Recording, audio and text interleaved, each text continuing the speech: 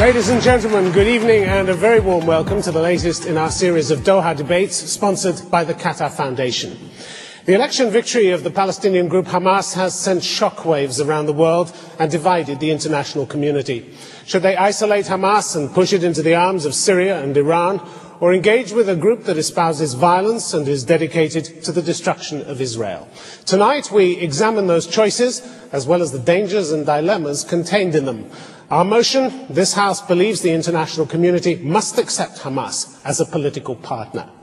Well, speaking for the motion, Stanley Cohen, an American lawyer and an outspoken supporter of Palestinian rights. He's represented many Arab and Muslim activists in the US, including the head of Hamas's political wing, Musa Abu Marzouk, whose extradition was sought by Israel in the 90s. With him is Dr. Mahmoud Mohammadou. He's Associate Director of the Harvard Program on Humanitarian Policy and Conflict Research. He's currently completing a book on Al-Qaeda. And against the motion, Salim Mansour, born in India. He's Associate Professor of Political Science at the University of Western Ontario in Canada, and is a frequent contributor to newspapers and journals in America. And David Frum, former Special Assistant and speechwriter to President George W. Bush, and now resident fellow at the American Enterprise Institute. He's credited with inventing the phrase axis of evil, or at least 2 out of the 3 words, which have gone into the history books and brought its author plenty of notoriety. Ladies and gentlemen, our panel.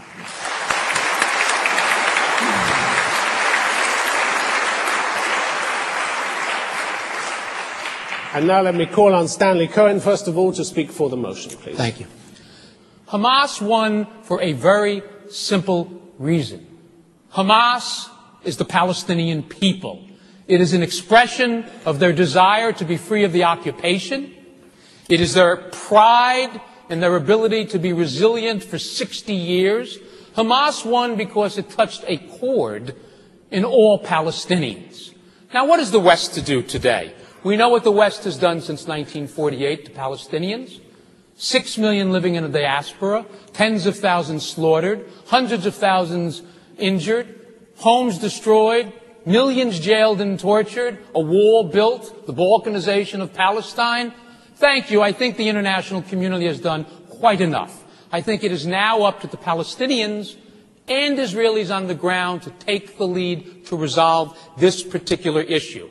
And what of the role of the United States in particular? Well, we know the United States has provided $178 billion for the machinery of death in Palestine. So I find it interesting when the President or people in the West talk about Hamas laying down its weapons as a precursor or a precondition. Maybe Israel needs to lay down its weapons for a change. Now, the demands of Israel are very interesting. There are 3 demands that Israel suggests must be met before they will sit down and meet with the chosen representatives of the Palestinian people. 1, they demand that Hamas acknowledge the existence of Israel. Interesting. Okay, they acknowledge the existence of Israel. For decades, they negotiated with the PLO, which had a charter that called for the destruction of Israel. They still negotiated. They negotiated out of reality. Last week, Musa Abu Marzouk himself announced that Israel exists. Now let's move along to the issues. Finally, we have the issue of acknowledging prior conditions. I know of no government in the world that takes power and automatically accepts blindly all previous acknowledgments or agreements that have been entered into without looking to see if they make sense, if they are wise. The world has 2 choices. The world can either continue going where we've been for decades, we can continue to destabilize. I must ask you to come to a conclusion. I shall. Or we can do as the Jewish philosopher Spinoza said many years ago, there is no hope without fear. And the real fear at this point is that we will miss this opportunity and seek to punish Palestinians for this golden chance to grab peace finally at the end of the tunnel.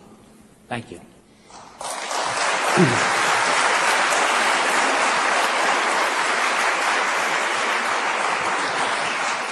Stanley Cohen, thank you very much. You omitted to say that amongst their ranks they had suicide bombers who blew up women and children on buses. How come you left that out? Didn't leave it out. There's no difference between suicide bombers blowing up buses or Israeli jets killing 50 children in a densely populated building. Death is death.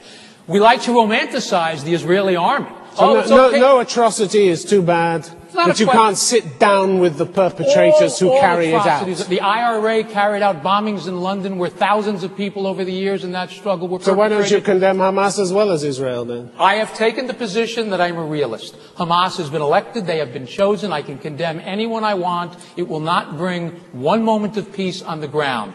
I can choose to condemn the framers of Israel. But you don't condemn them.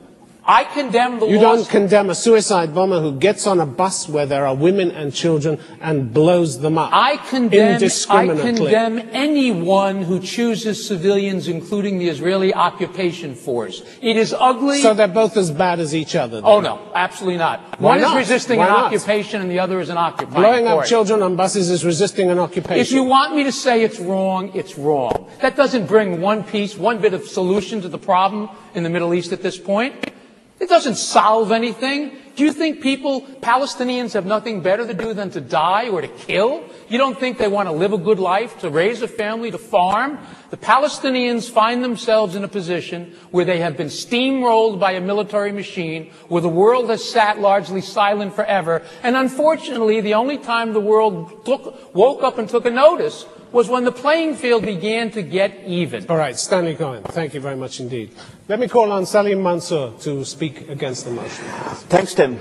I speak against the motion, and I speak as a Muslim and with a perspective that is born and comes from deep within the heart of Islam. The political ideology of Hamas is the ideology of radical Islamists or jihadists. They have seized upon Islam for their purposes. And they contend that their inspiration and their political program is born out of their reading of the Quran and the prophetic tradition.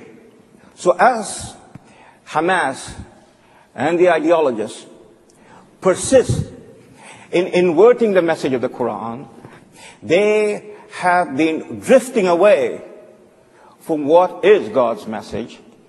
We can engage in self-denial. We can engage in insisting, as Hamas does, that is acting in concordance with the Quran and the prophetic tradition. But the reality is obvious. The chasm is getting wider and wider. And if we are not going to be pushed in the direction of a confrontation, a violent confrontation between the Muslim world and the non-Muslim world, and if we are going to prevent the sort of sectarian war that we are among Muslims, that we are headed into, we must stop and retrench ourselves and re-examine the position we are in. And consequently, it is Muslims have to demand that instead of recognizing Hamas, which would, in a sense, validate and reward the manner in which Hamas projects Islam, that no, this is not the Islam. We have to bring Hamas back onto the path that the Quran instructs, which is the path of those whom God has favored and not those who have wandered astray.